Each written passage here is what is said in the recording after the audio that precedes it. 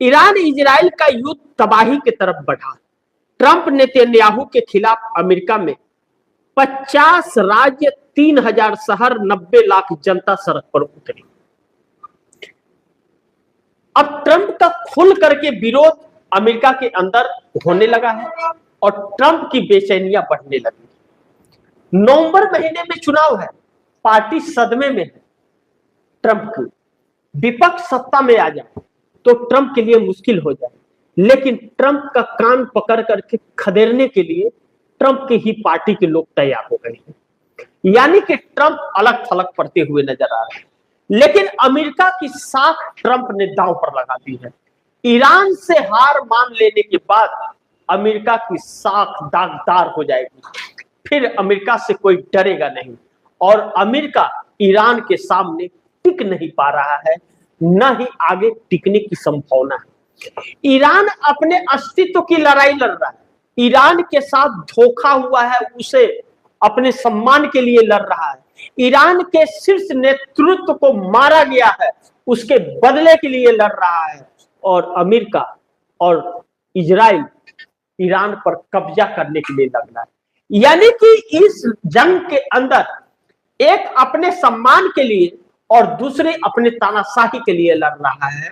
Iran के साथ सत्य है और ईरान के साथ विश्व की जनता खड़ी है। अमेरिका के अंदर अगर 90 लाख लोग सड़क पर उतरे तो इस बात से उतरे कि ट्रंप ने अन्याय किया है ईरान के साथ। ईरान के शीर्ष नेतृत्व को क्यों मारा गया?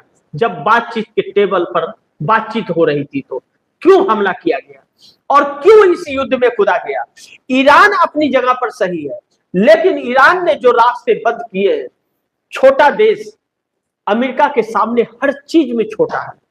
अगर वह अपने अस्तित्व के लिए हर हथकंडे अपनाएगा, अमेरिका के या इस मिडिल ईस्ट के या पूरे देश के लिए जो रास्ता होर्मुज का बंद किया ईरान ने, पूरी दुनिया तबाही की कगार पर आ गई। रसिया के पेट्रोल और गैस बेचने पर बैंड कर दिया। रसिया ने ऑर्डर पास कर दिया कि 1 अप्रैल से पेट्रोल और गैस जुलाई तक हम नहीं बेचेंगे ही नहीं।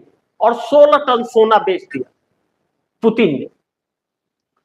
दुनिया के कई देशों में लॉकडाउन लग गया। लॉकडाउन की परिस्थिति इतनी भयावह है कि आप कोरोना के लॉकडाउन को मत याद कीजिए, वह पुरानी कहानी हो गई। वह तो आपदा थी, बीमारी था।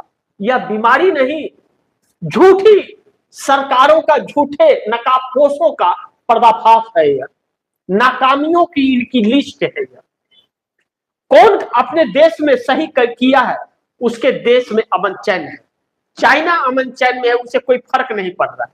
6 महीना मार्केट बंद हो जाए, उसके लोगों को भी नहीं फर्क पड़ेगा, उसे भी नहीं।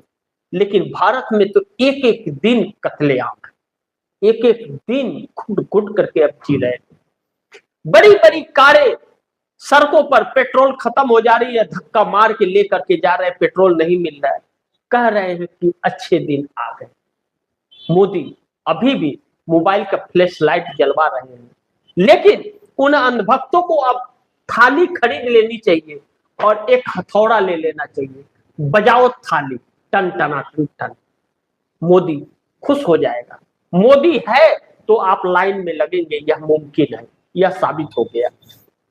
अब भारत के अंदर इसका प्रभाव बहुत गलत तरीके से पड़ रहा है। बेरोजगारी से लेकर महंगाई और तबाही तक मच रहा है।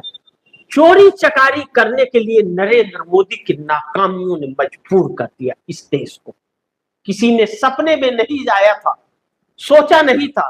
जो काला धन लाकर 15 लाख रुपए खाते में देने की बात कर रहा है, जो 2 करोड़ लोगों को रोजगार देने की बात कर रहा है, जो बात कर रहा है अच्छे दिन का, वह इस तरह के हथकंडे अपनाएगा कि पूरी देश बेच डालेगा। नरेंद्र मोदी ने बेच दिया है। ईरान इजराइल का यह युद्ध नरेंद्र मोदी के चेहरे से नकाब उतार दिया है कि कितनी कायर सरकार है यह।